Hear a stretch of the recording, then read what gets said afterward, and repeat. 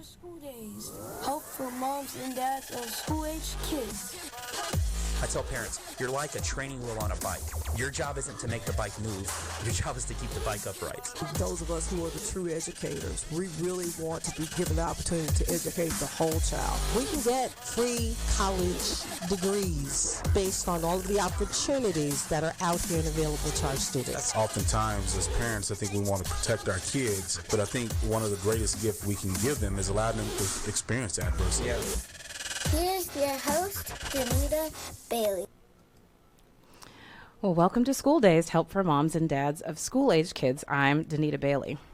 Studies show that knowledge of a second language increases problem-solving abilities, raises academic achievement, improves communication skills, and expands career opportunities. Dual language programs have become more popular as school districts and parents have seen the value in their children acquiring another language, but bilingual education is a topic that sparks fierce debate. When it comes to students whose native language isn't English, it seems everyone has an opinion about whether these students deserve to receive instruction in the language they most understand. So today we'll talk about both bilingual and dual language programs with our experts and give you information about why you might want to consider them for your child. Also, from time to time, I'll ask a parent to join me in the co-host seat, and that's what I've done today. So sitting with me today is Amanda Ybarra. Hi, Amanda. Hi. I'm so happy to be with you guys today. So let me tell you a little bit about Amanda. Amanda is a mother of 3. She has boys that are aged 10, 7, and 5. She's also a photography business owner. I've seen her stuff. She's quite talented. And she's a full-time college student working to earn her bachelor's degree in psychology. And she hosts her own podcast entitled 30-Something Mom in College. There she shares humorous stories about her struggle to balance her photography business, her school load, and motherhood. So thanks for coming on with me today. Thank you for having me. Yeah. True story. We met at Fitness Connection. We did. We met at the gym. Yes, we met at the gym. And then we realized we both had our boys in the school that they're in. Well, not the same school, but you guys have since moved, but yes, it's the same school district. So we had our kids in a bilingual program as well. So kind of why did you think that was a good idea and something that you wanted for your kids? So a little bit of backstory. My grandparents are actually from Mexico. They're from Guadalajara, and they crossed the Rio Grande with the hope that they could come to America and have a better future for their children. So when they came here, they wanted to be as American as possible. So they actually discouraged their children from speaking Spanish. They only spoke English. So I grew up not knowing Spanish. And when I married my husband, who is fluent in Spanish, I was like, man, I love our heritage. I want our boys to learn Spanish. And I had always heard that being a part of an immersion program was one of the best ways that a child who came from a home that wasn't fluent in Spanish could learn Spanish. So that's why we joined International Leadership of Texas. All right. Well, I'm so glad you're here with me today. Thank you for coming. And we always want to say that before we go any further, it does take a village. If you have a great parenting tip or nugget of advice, share it with your parent friends. Facebook it, Instagram it, tweet it, link it in, and add the hashtag School Days Show and hashtag I Am School Days. And also, we want you guys to be a part of the show. If you have any questions or comments, please give us a call at 214-431-5062 or find us live on Facebook at Noggin Foundation, and you can drop us a question there. Without any further ado, let's introduce our guest. And let me just stop and just say this for a second. Real talk. I just got bifocals. And I'm trying to read, and I am on the struggle bus. I'm trying to look at Amanda. That's so funny. I'm like, oh, thank God I kind of know this stuff well because I can't really read. I legit just got them yesterday. So the lady was like, it's going to take like 2 weeks before your eyes can adjust and know where to look in the glasses. So anyway, if I'm struggling today, that's why. Okay, so we did say we were going to introduce our guests. You can start with our first.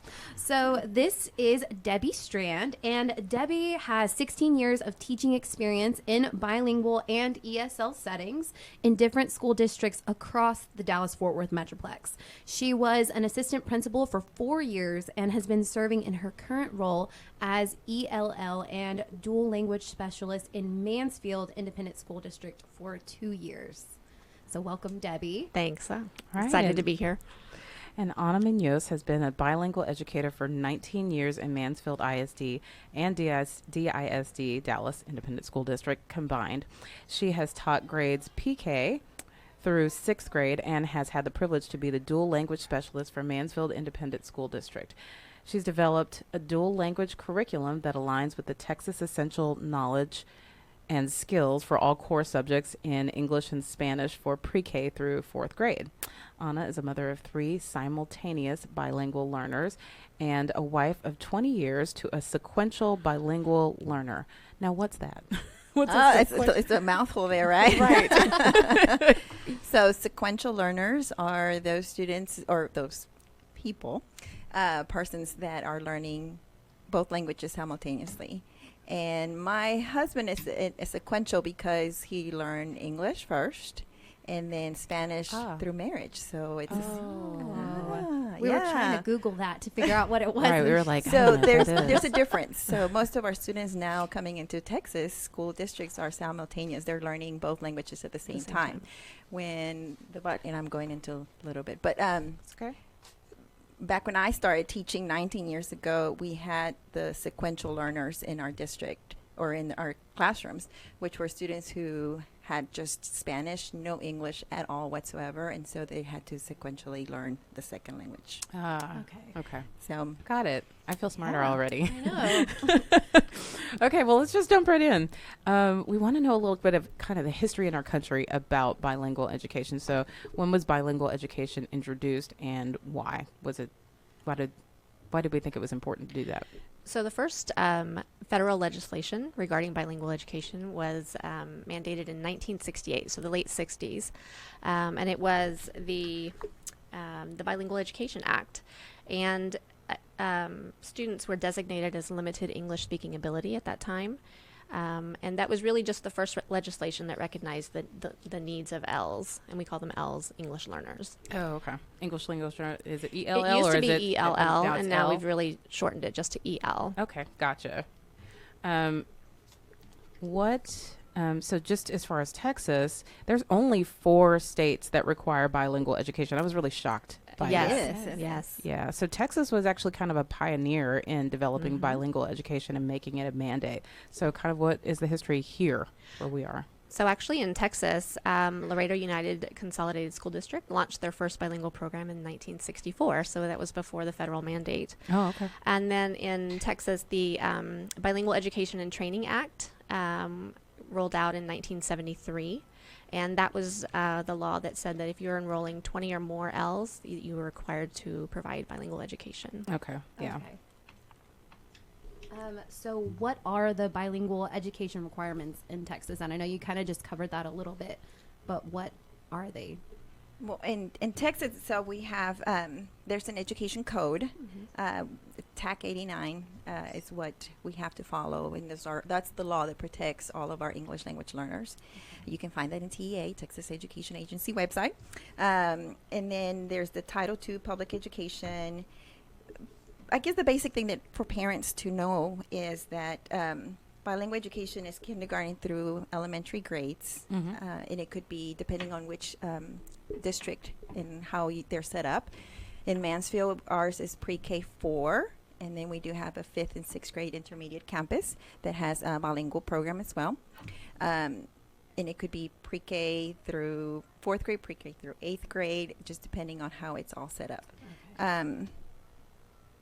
Bilingual education, then we have also transitional language instruction past elementary grade level, but again, it depends on the district and how they're all set up and clustered. Right, and as I was researching, it's a little complicated. Like there's It's ESL, extremely and then there's complicated. bilingual, and there's dual language, and they all And then kind, there are they kind of fall waivers. together. You can submit waivers if you don't have the staff or the personnel to, so The schools can submit waivers, Yes. or districts The, okay. can submit waivers. For instance, if you have a group of Vietnamese speaking students, we wouldn't necessarily be able to provide bilingual education for those students, even though there's the number that would require that. And so we can submit a waiver for those students if we can't find the personnel. And so what is it? Sorry, no, go ahead. No. I was just going to say, so what would a school district do if you did have a surplus of Vietnamese students? How would we teach them? Well, we would need the teachers and certified teachers that are bilingual in that language. Okay. And that's where we come up with issues, I guess, in the bilingual education world, because we have to have the highly qualified certified teachers to serve those students in that particular language. So the law says that we have to have, if you have more than 20 students, then we have to provide this bilingual program. But if we don't have that teacher able to serve, then we have to submit a waiver to the agency, TEA, that would allow us to put them then in ESL, which is English as a second language. So we still support second language acquisition. It's just not through the bilingual, which that's the best practice, would be serving them through their native mother language. Okay. Right. Okay. And so let's go there. Let's go there. So there is so much controversy about teaching kids in their native language. Kind of tell us a little bit about why people are adamant about kids not getting education and instruction in their own language, and why it's not mandated across the United States. They're smiling. You may not be able to see them if you're on Facebook Live, but Do you know what's funny is we are so fortunate to work in Mansfield and in Texas, where bilingual education is not just a requirement, but it's valued. it's embraced. It's embraced. And even the TEACs that have come out in 2017, I believe, the revised TEACs, the language is changed to acknowledge and support and promote that language acquisition piece. So I honestly can't speak to the controversy because we simply we don't live there. We live and especially in Mansfield, our community holds such value to bilingualism and biliteracy and biculturalism that we don't hear or know about that controversy. I think I've mentioned this on another show before, that I had an encounter on an app called Nextdoor. Did I talk about this on Facebook as well? I think you spoke directly to me about it. Oh, did I? We were talking about how. Go ahead. I'll let you tell your story. Well, a woman was filling out an application for the school district, and she was complaining that it wasn't in her native language. It was something with human resources, and basically they attacked her and said, you this shouldn't be something that we have to provide for you. You're in America. This is this is the standard language for our country, and they just attacked her, and it was unfortunate. They bullied her. These adults bullied her about not being strong in the language of our city. And I think that's just some of the controversy. They're just saying, well, you're here now, and so you need to be like us and assimilate. I think as an individual, I think we've both had those sorts of conversations, or we've heard of those conversations. What I think is really beautiful, though, is as districts, as communities embrace bilingualism, that mentality, if you will, those thoughts, they don't fly in the face of success and in the face of data, where students who are bilingual are more successful, perform better, are more hireable. That's not the word I'm looking for. We got it. We understood. You understood what I say. But yeah, I think that the tides are changing, if you will. I agree. I believe that this generation of students that are enrolled in programs like this right now, we're going to see such a huge change over the next few years in how people respond to someone like the lady in your neighborhood. I think that we'll see that eventually shift out, as long as Texas and several other states maintain what they have going right now. Maintain, and maybe some more can add the mandate. We actually have some states in the United States that prohibit bilingual education. Yes, right. They don't. There's other states that they have a language that is English only as a state. We don't have that here in Texas. Mhm.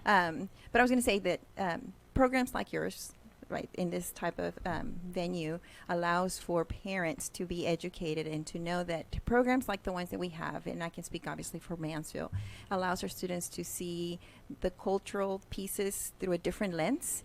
And that will allow then for things like this and comments to, at one point in the near future, to stop. And for people to educate others and see that there's value in having differences. Yeah. And also, learning a different language. There's value in that. And then the cultural pieces comes into place with that, with our program. So, yeah. And as our lives become more global, I mean, you think about social media and just how we have information at our hand. This idea of students having cultural competency and bilingualism, they become so much more marketable. And really and truly, gone are the days where we don't really have the influence or the impact of other communities and other countries and other continents. It's all right at hand. And so developing that in students really is going to impact our world positively. Absolutely. Yeah. So I mentioned that there's all these different terms and they're kind of complicated and they all kind of merge together. So what is ESL instruction? So ESL stands for English as a Second Language. And when students do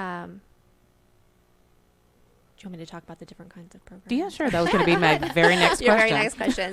So let me just take you through. So when a student enrolls in a district, there are some Texas papers that we have them fill out. Yes.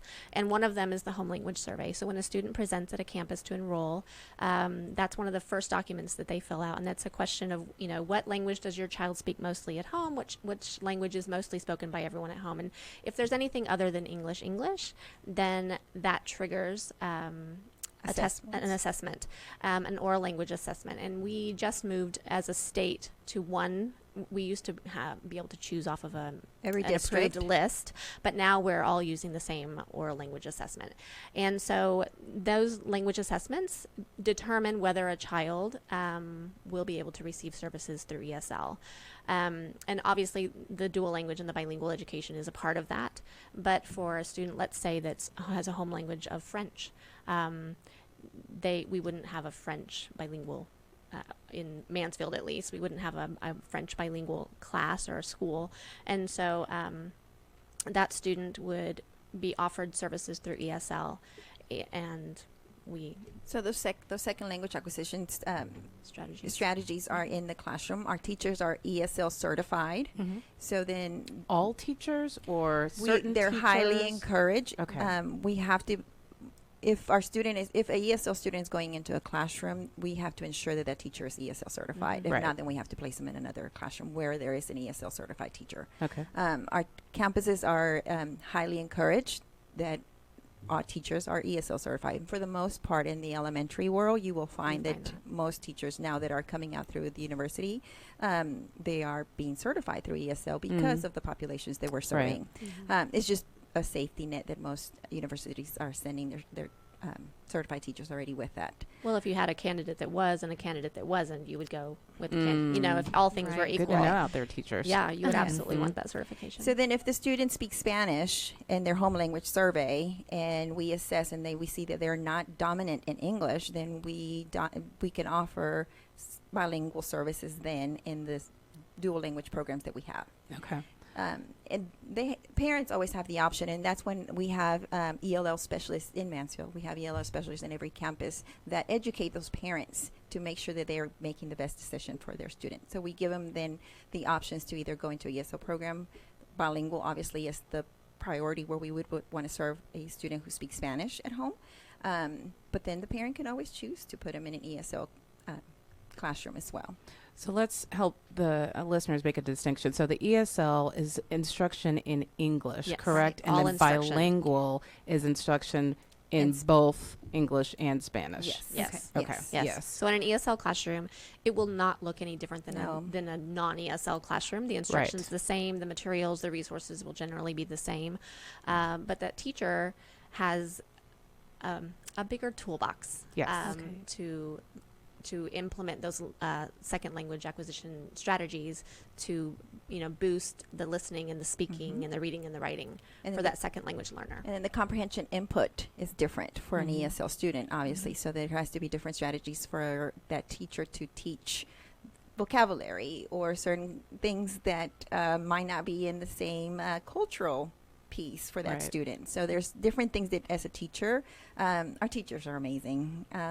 You have to have different tools to ensure that there's comprehension at all times. And I was talking to my husband. He teaches 8th grade, and he's a math teacher. And he, I guess, is ESL certified because he was telling me about the different strategies that he has. Like you can use gestures and visual aids, simplified English, repeating instructions. And he was saying that these are really just strategies that good teachers should use anyway. What we say about that is those strategies are good for all students, but they are essential for our second language learners. And teachers who really utilize those practices well are providing multiple entry points for their students. So they're providing lots of opportunity for that oral language, that listening and speaking, before students are ever required to do that heavy writing in a content area. Right. We're speaking to Debbie Strand and Ana Munoz from Mansfield ISD. They are dual language and bilingual specialists. If you have any questions, please give us a call at 214-431-5062. Students that are English language learners, or we also say LEP, limited English proficiency, right? Are they required to have a 504 or IEP to receive services? No. Okay. So we don't view limited English proficiency as a disability or a disabling condition. They may have a 504. So we have students, our Ls, who have dyslexia, for example, and they would have a 504. We do have Ls who receive services through special education, but it's a separate situation. And that's why we're moving away from using limited English proficiency, because it's not knowing a second language is not limiting in any sense. Right. They are English learners. I love that you just said but that. But they're not limited. So then that's why we're trying to get away from LEP, even though that was used for so many years. So it's still in the teaching we have so many acronyms. Yes, it's an acronym that we use for a long time. So it's still there, but we're trying to do as much as we can to ensure that that's not being used anymore. So kind of backpacking on that, the students with LEP, even though we don't use that anymore, are they required to take state assessments in English? Because just like you said, it's really just, it's not that they don't know those things, it's just that they're learning English. So how do they do that? Again, because we live in Texas, and it's the beautiful state of Texas, we have both all the assessments are in Spanish and English. So all the state STAR tests are in Spanish and English. So we're not testing to see if they know English or reading. We're testing to see if they comprehended our state standards. So that's why they have the ability to take the test in either Spanish or English, depending on how well they have acquired English by the time they get to 3rd grade.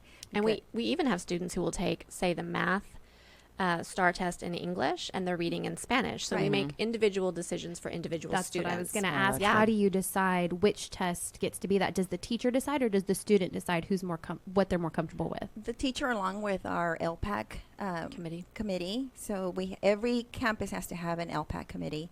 What does that stand for? Language proficiency acronyms.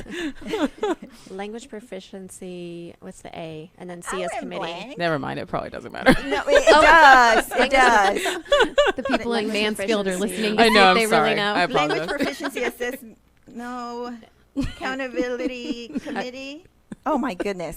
I didn't mean to derail you. you. We are just embarrassed Oh my goodness. now. That's okay. I'm sure it will come to you. It will. Back to the question. No, but LPAC is huge. LPAC is what drives all of our decisions for our LEP students. So the teacher is part of that committee. And as a committee, a teacher, administrator, there's an LPAC chair and a parent member, makes those, then decides whether this is by data whether the student is able to take this test in Spanish or in English. So it is individualized by student. It's a long process that our teachers have to be part of, to ensure that the students are going to be success, because at the end it's always about student success. Right. So moving on to bilingual education, what exactly is it? We talked a little bit about, you're learning in both of the languages. So what is the goal of bilingual education? Bilingualism, bicultural, and biliteracy. Not only able to speak, because a lot of people can speak Spanish or a second language, but are you able to write? Are you able to read it? Are you able to comprehend it? And that's where their value comes. And also to be able to appreciate, like I was speaking to earlier, having that lens to value cultural. I think the biggest piece from our program, and again, I'm speaking from Mansfield's perspective, is that our students are learning different cultures and appreciating those differences. And that's the biggest thing that as a parent you can give your student. Because, again, we're living in a world where it's just through a camera and you can reach another country, and appreciating those differences. Yeah. And if you can teach that to a 5-year-old, just imagine what our world could be. Yes. So that's one of the biggest pieces. So there's 3 pillars: is being bicultural, biliterate, and bilingual. I think that's such a big thing that a lot of parents, I know when I went into the program, I wasn't aware that it was a cultural thing as well. I thought, well, they're just learning Spanish, but some of these teachers are coming from places like Spain, or they're coming from Puerto Rico, and they're bringing that culture and they're teaching their students, this is how things are done here. I know that I spoke briefly to Danita about it, that America is a high context culture, whereas most Latin countries are a lower context culture. And so things are so much different there. I know America is kind of viewed as very abrasive. And so for them to learn, okay, this isn't just the language, this is how we do things, then they're able to better communicate in business or when they're speaking to somebody from somewhere else. So that's wonderful. If you think about something, even as like when we were growing up in school and we had sort of, Christmas celebrations around the world, those kinds of things, those winter sorts of holidays, now we're bringing it to the person. So the teacher, the students are saying, oh, in Honduras, this is what we do to celebrate. Yeah. Or, and bringing in those just very personal connections. And I think that is, as children are growing up in that environment, there isn't this separateness anymore. It's very global. It's that multiculturalism is daily. That is what they're growing up. That's the air they're breathing. And that's really beautiful. And my daughter's in the bilingual program, and so her teacher's Puerto Rican, and she came the other day and she's like, I want me das una china. And I was like, oh, what is that? I'm from Mexico. And I had to Google it, and china in Puerto Rico is orange, because they're, and so it's things like that that she is learning to value. And again, it's being able to communicate with different, because even in the Hispanic culture, in the Spanish vocabulary is different from country to country. But her already at 5 and being able to value the little teeny tiny vocabulary from a different country, it's what I want, and what as parents we would want our students to see. It's so interesting you should say that, because I know at IL Texas they have some students that are not students, teachers that are from Mexico and some that are from Spain. So are they able to incorporate just the differences in countries? I do know with our experience, our oldest son, he's in 4th grade, so we've been there 5 years with him. And one of his first teachers in 1st grade was Puerto Rican. And so the way that she said, I believe, car was completely different than his teacher from Spain. And so when they were going over vocabulary, he taught him the other word. And he's like, I don't know which one it is. And I was like, just use one of them. We'll figure it out. It's okay. It'll come in handy at one point, I promise. The thing is that, that there's, and it might be in a conversation, or it might be in a passage, in a book, but it'll be there already. And just having that exposure, it's, invaluable. Yes. It's priceless. It is so valuable. And I've talked before about how we just live in such a bubble, and we just basically understand that we basically understand people that look like us, and what a valuable thing to be able to understand the culture of multiple countries and places and backgrounds, and just in helping to make the world a better place. That sounded so like from Miss America. Peace on earth. Go ahead and practice your wave, Danita. Just I know you don't want to sound so corny or cliche, but it's what we want for our children, it is. For our world. You know, it's what you want. You want to make sure that what we're giving our students is for them to have a better future, and a better life. Yeah. And I know it sounds very, I'm going to start crying, but that's what we want to say. That's what you it's want. true, though. Yeah, we actually did a whole show about helping our children value differences. So if you're listening, go ahead and go back. We shared some great information with a woman who works at a school in Dallas, and she's in charge of diversity and inclusion. So go check that out if you get a chance. So tell us, what are the different types of bilingual programs? So there are several different types. There are traditional bilingual programs, probably what most people think of, and that would be more of a transitional program. So students are coming in being dominant in Spanish, let's say, and we're really trying to get them fluent in English and send them on their way. And those programs are not as valued anymore. So what we have in Mansfield, which is really sort of the way most districts are going, and the research bears this out, is a one-way or a two-way dual language program. And bilingual education and dual language is the same thing. There's an interchangeable. And so a one-way program would be where students who are Spanish dominant, their L1, their first language is Spanish, are put into a classroom, and the instruction, for instance, in Mansfield, it's 50-50. So, for instance, a first grade student might have 2 weeks of all of their reading language arts is in English, and then math and science are in Spanish, and then we flip-flop. So the next 2 weeks, the math and science would be in Spanish, and so they're learning simultaneously those two languages within content. And so that's a one-way program. And then a two-way program is where we are putting Spanish dominant or Spanish L1 with English dominant L1 students, and they're learning together. And we try to keep the classes about 50-50, 50 English, 50 Spanish. And then same thing. They're learning content in both languages and alternating by week or by every 2 weeks, depending on the grade level. When is the best time to start a dual language program? Can you just jump into a dual language program in 3rd or 4th grade and be successful?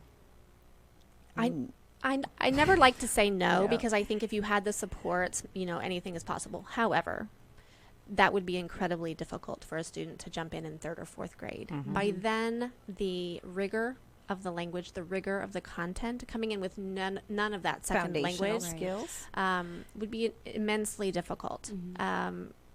We don't recommend. No. We would not recommend that, just because, you're past learning to read. You're already reading to learn. You're not learning to read, you're reading to learn. Right. And so it would just be immensely difficult. So I would say the best age would be as early as possible, right? That pre-K, kinder, 1st grade, that time period would be the best. Right. Okay. So what type of student is ideal for a dual language program then, I guess? Are you talking about a two-way program or a one-way? Because either. For both. So the one-way program, any child that has a home language survey of Spanish, they're going to be ideal for that, because they're coming in with some of that foundational Spanish, and we're going to be building that English simultaneously. For a two-way program, what kind of child? And parent. Because we're supporting them from home. True. Absolutely. So I think for the two-way program, I think a student who, my goodness, No, that's a hard, because we take them when they're in Yeah. kindergarten. So obviously you have to know your child. So I would say that this is what we tell parents, because in Mansfield we have informational sessions in the spring every time that because we run in a lottery process for those students that are non-Spanish speaking students into the program. We tell them that you know your student best. know that this is not a GT program, because this is a program meant for bilingual students that now our monolingual students are able to go into benefit from the program. It's going to be challenging, so know that you're going to teach your child to be resilient, because it's not going to be easy. You're going to have nights where, or mornings where the baby's going to be crying and not wanting to come to. I don't understand. I've been there. I've seen it. I've seen it happen. To class, because that teacher, all I hear is, and you know, I don't know what she's saying. I don't know what she's saying. And it's gonna, but that resiliency, it's gonna take you years to build. But at first, it's gonna be until November-ish, and then it'll stop. Right. So you have to know your student. You have to know that not to give up. You have to know that obviously if they know their alphabet and letters, then it's probably a step up. But that's at any student, really. Right. Somebody that's eager to learn. Somebody that And a family unit that's eager yes. for this this program. So I think if a parent is not all in, there's going to be that tension at the beginning when things are so difficult and the child is thinking, where have I landed? Yes. So we want parents to know that it is challenging, but we want that commitment to stick it out, because the end result is what you're looking for. And you know, we want parents that understand too, for our two-way program, you know, language takes 4 to 5 years to develop. That's so good. Your child is not going to come home in kindergarten fluently speaking. They'll know words, they'll know phrases, they'll understand before they can speak. And so that language development takes a while. What we're kind of seeing now is, for instance, I had a parent let me know, she said, I just had my first two-way dual language, you know, crying moment of beauty, because her child was in her room playing school. She was the teacher, and all of her stuffed animals were speaking Spanish, and she, as the teacher, was speaking Spanish to them. Aww. And she said that was really, and it was really at the end of the summer. And so she said it's taken kindergarten, first grade, between first and second, for her to really own that language and to, you know, to feel like she has enough of it to play independently with it. And that's beautiful, right? But that's second grade. So that's 2 years in. Yeah. And the rigor of content, the rigor of language is going to continue to rise, and our teachers are there to support it. So it takes a little while. With you being a parent that also had your children enrolled in a trilingual school, I'm sure you probably saw your kids come home. I know I did, when my boys were like, Mom, I just don't understand. I just need to go to the bathroom, and I don't know how to ask in Spanish. I'm like, it's okay. Just ask in English. And if she asks you to repeat it in Spanish, then just do it, and it's okay.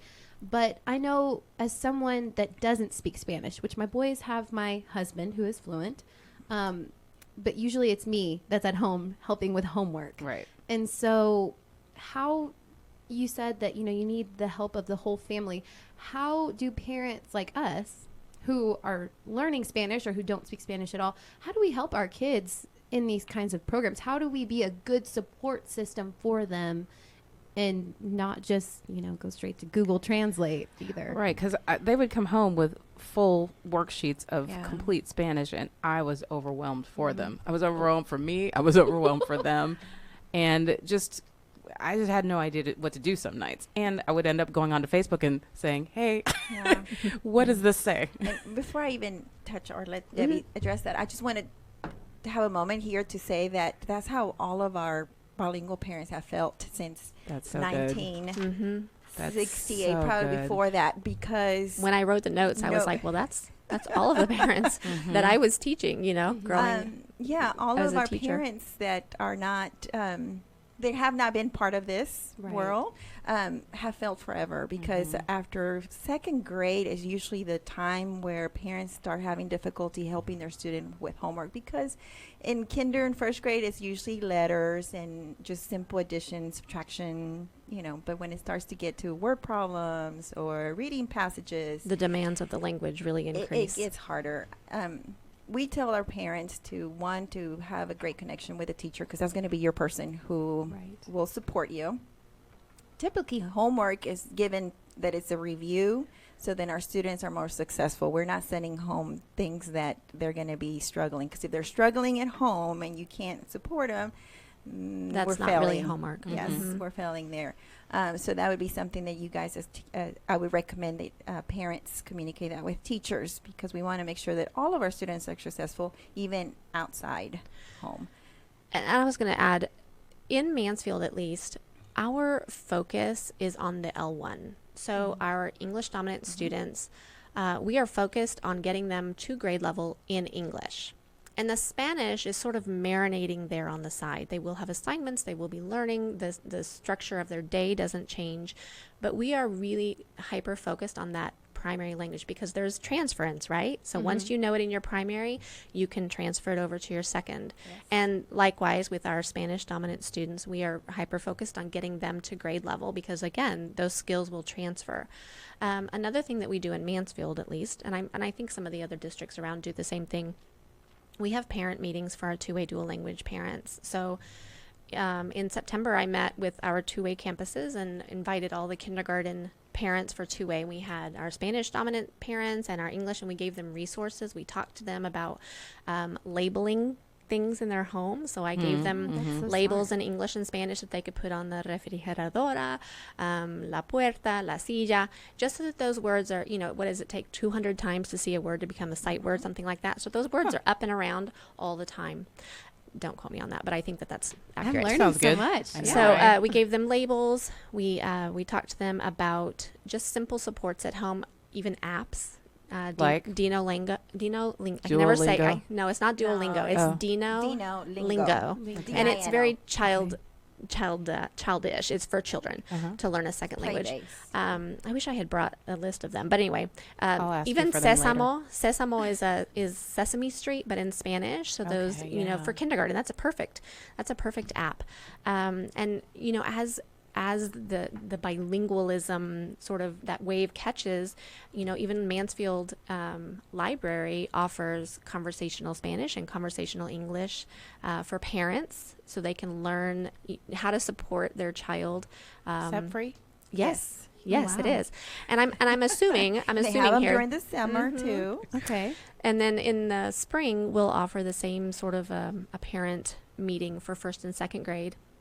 And my dream is to create a summer take-home box with books that have been read and recorded in English and Spanish, bilingual books, with centers. And what we don't want is the child to be spending 5 hours a day during the summer working on things, but we want to provide supports and activities so that language is continuing over Right. those summer months, because it is hard for a second grader leaving in June and not hearing any Spanish over those summer months. So we're going to be including, what kind of camps might there be where Spanish is spoken, those kinds of things for parents, just to keep that language fresh. What about if you just will. watching movies and television in Spanish? Captions. Yes. Turn on those captions. Again, you want to make sure that the Spanish is not being forced, or not. I'm talking about the second language, that is not being forced. That you're making it as easy to have that transition at home. And I know that we can't say that this is the cure-all, and this is how you need to have this for your child at home. This is how you can help them for homework, at least, because there's really not a cure-all for that.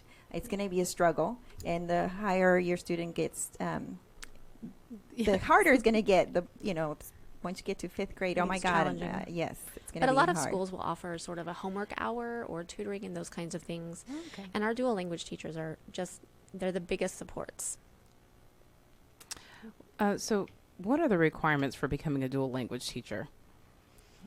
Really, it's certification. So you would have a degree, right? And then the state of Texas has its certification tests. And so there's, I want to say there's like an oral part to it. I There took it is, like a and there's a million written years part. ago.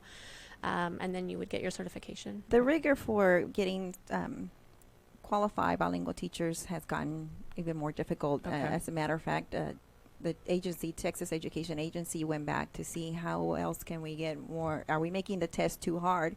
Because we have a lack of bilingual education bilingual educators in the whole state of Texas. That's why we offer a stipend, because we want teachers that are highly qualified. Highly qualified, because just because you speak the Spanish does not mean that you'll be an effective teacher. That's right. That's why the test now includes a written portion and an oral portion, because we want to make sure that the people that we have there as models for our students. I mean, it's the same thing. We want somebody that speaks English correctly in the classroom, and can right? read and write and communicate. So that it's the same thing for the Spanish. We have to hold the same equitable requirements for the teachers. Right. So the state is it's their test Yes. that decides who is Highly qualified. Okay. Yes.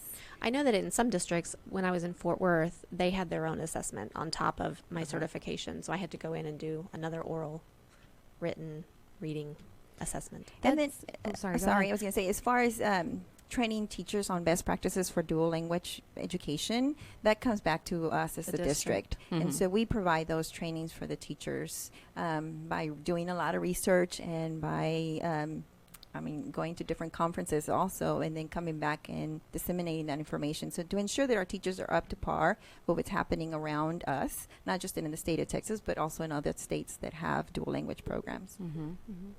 So there's a lot of options. Your school may offer a dual language program. We have people listening from all over the United States. But there's also options in charter schools like you and I took advantage of, and different schools that are immersion schools. How do you identify a quality program that's going to work? I think ultimately it boils down to instruction.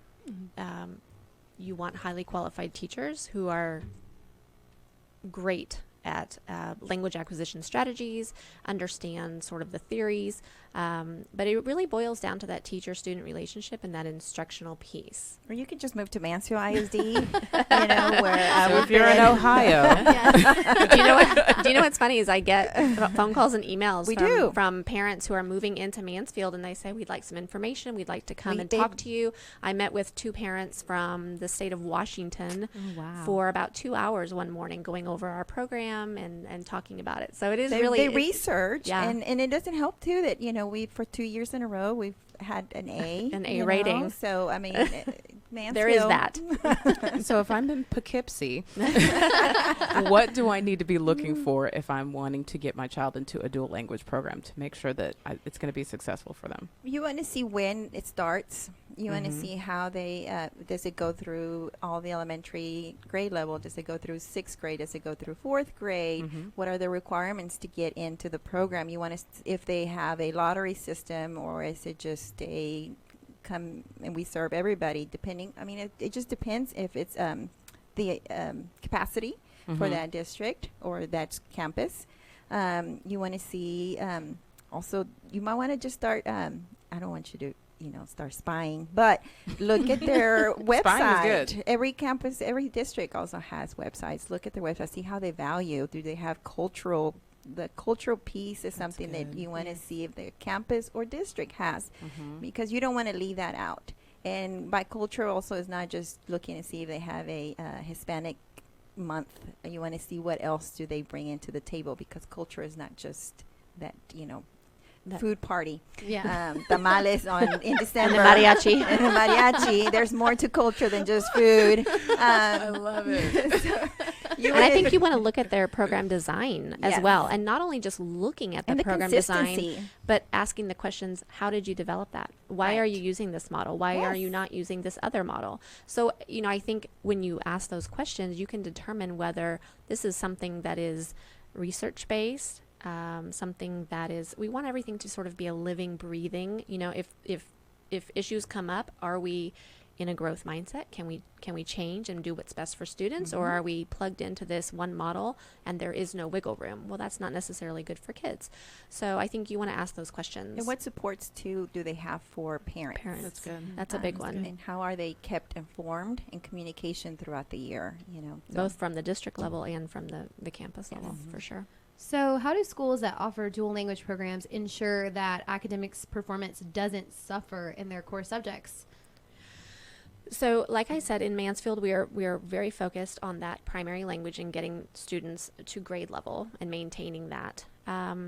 So, within the context, of our dual language program, the other contents, when you're talking about math or science, they're taught in both languages, and so we follow the same curriculum as a gen ed classroom. Okay. So because we're not there's not different TEKs. Yes, it's all the same. It's all the same curriculum. So when you don't understand like we were saying, our kids were like, okay, I don't know what she's saying. How do we make sure that they're still learning the things that they need to learn? They're learning, so this is how many revolutions around the sun and whatever. So our teachers assess our students, and again, I can only speak for what we do in Mansfield. So our teachers assess our students on the language acquisition at different periods throughout the year, and that's communication that goes home and says, this is how they're doing acquiring the second language. This is how they're doing in their native language. So they're graded on their native language, because we're not grading them on the second language acquisition, because they're just acquiring it. Right. So we're not going to be punitive and give them a grade a 30 just because you just know how to say hola, so we're not doing that yet. But our teachers are constantly assessing, whether it's through anecdotal noting or truly giving them assessments, an oral assessment to see how they're progressing or not.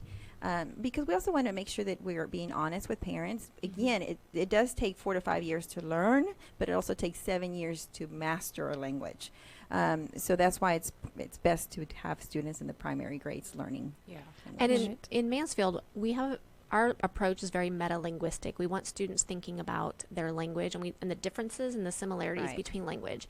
And so we have a piece called The Bridge. And so let's say, for instance, in a first grade classroom, they've been doing math and science in English. And our Spanish dominant students maybe are still struggling with some of those concepts, those vocabulary words. What the teacher will do is to bridge that learning as they move on into the other language. And bring in those key concepts, those key vocabulary words, and bridge that language so that the learning is fluid. And they make those connections. So that students say, oh, I get it now, and they can move on. So that bridging happens throughout the year, throughout the weeks, so that students are able to bring that new information perhaps in their second language and connect it to their first language, or take it from their first language and then connect it to that second language. One question that I have, I know, so our boys go to a trilingual school, and so they're learning Spanish and English and Mandarin Chinese at the exact same time. And one of the things that we were told going into, I believe it was second grade, because that's really when they start truly learning how to read, was don't be worried if he learns to read slower than his peers that are a part of another school that are not a dual language school.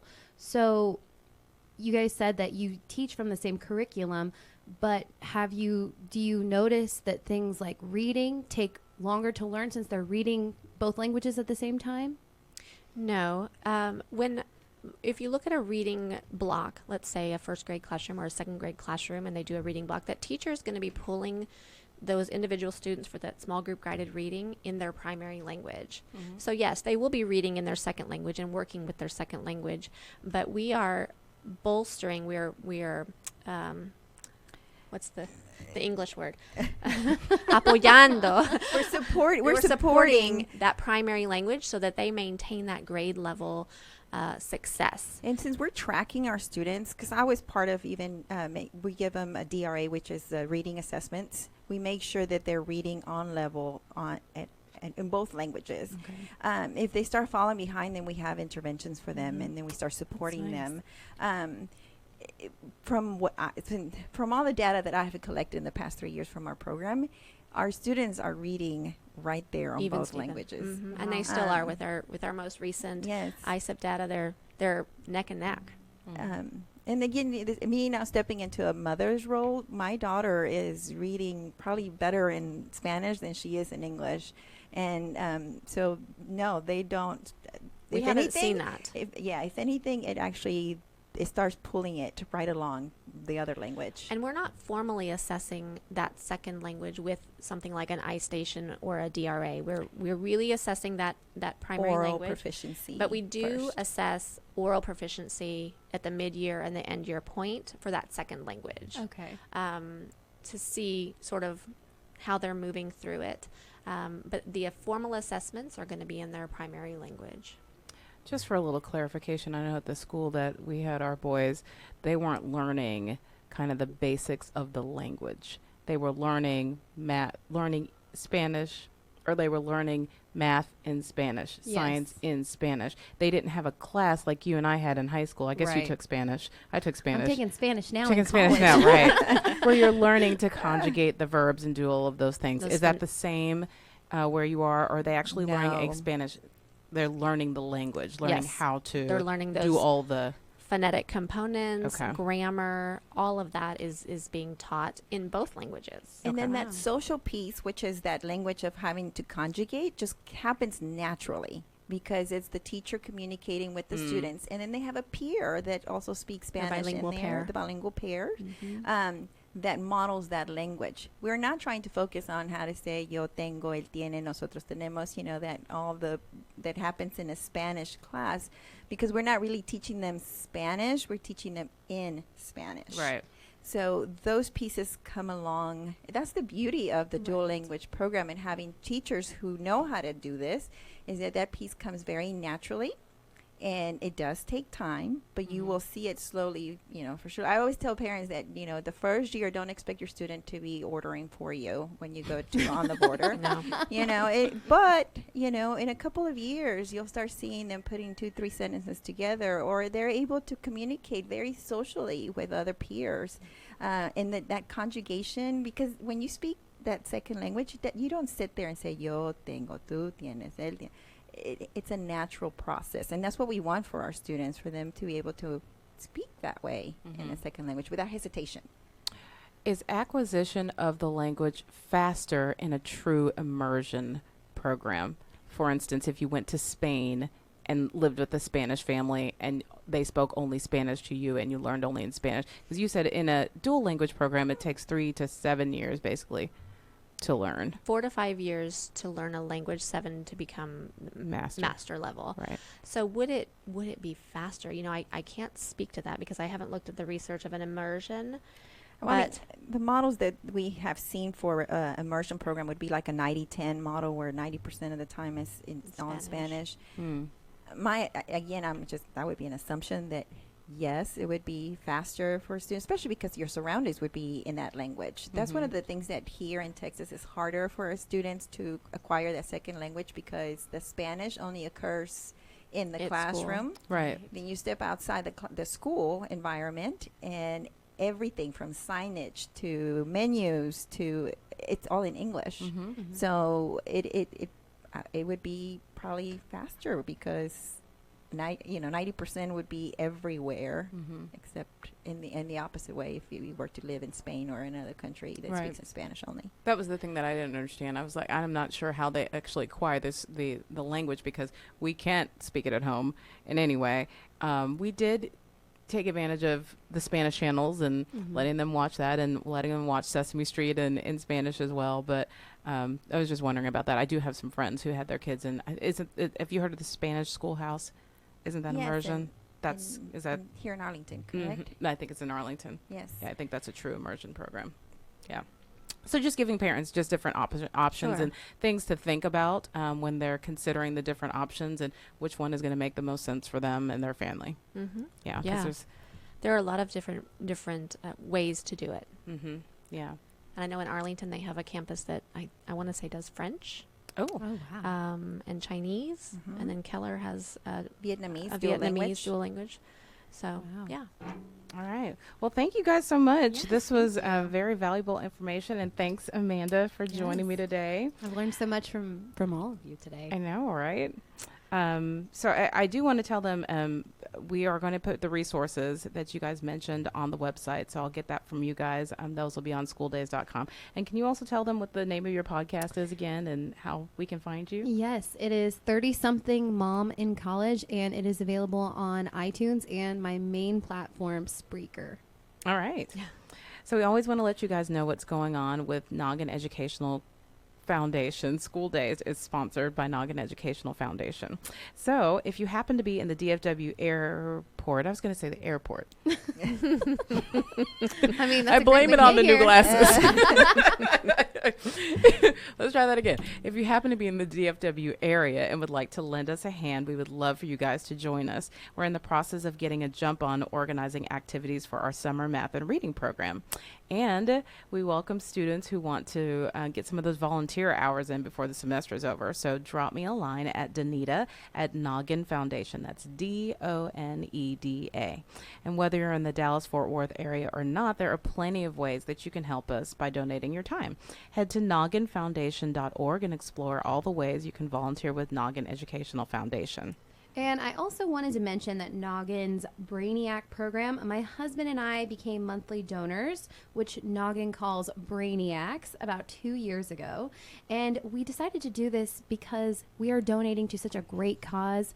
Noggin helps children that come from underprivileged backgrounds, and they offer tutoring and different kinds of summer programs because they truly want students to succeed. So I encourage you to join us in supporting what Noggin is doing. Any amount a month can make a big difference. Head over to nogginfoundation.org and click on the Donate Now button, or click on Ways to Give to find out about the Brainiac program and all of the other ways that you can give to Noggin. And if I haven't thanked you lately, thank you for being a monthly donor. We Yes, appreciate you. So next week on School Days, we'll sit down with licensed professional counselor supervisor Alicia Woodall. You know, no two kids alike, and especially in my house. No two kids are alike, and especially in my house. These dang readers. we parents are their chief motivators by knowing how to inspire them, and that can be challenging. So Alicia will share with us how to motivate different personalities. So don't forget to share that with your parent friends. And as always, head to our website, schooldayshow.com, for more information and about all the resources that we shared here and everything that we mentioned during school days. Remember, you don't ever have to miss this show. Find us on Spotify, Apple Podcasts, Google Play Music, and pretty much anywhere you listen to your favorite podcasts. And don't forget to follow us on Facebook, Instagram, and Twitter at Noggin Foundation. That's Noggin. And last but not least, we always want to end the show by saying that David and I are parenting by grace. We depend on God to give us the strength and the wisdom that we need to help our kids become flourishing adults. And if you would like to know more about that, please feel free to drop me a line at info@schooldazed.show.com. Have a great week. School Dazed is sponsored by Noggin Educational Foundation. At Noggin, we provide free educational resources to students from low-income families and support to their parents like the preceding broadcast. School Dazed is made possible by the generosity of listeners just like you. Please consider donating to Noggin at Noggin, Noggin, foundation.org. Hey, this is Michael. And this is Jill. And I'm Joe.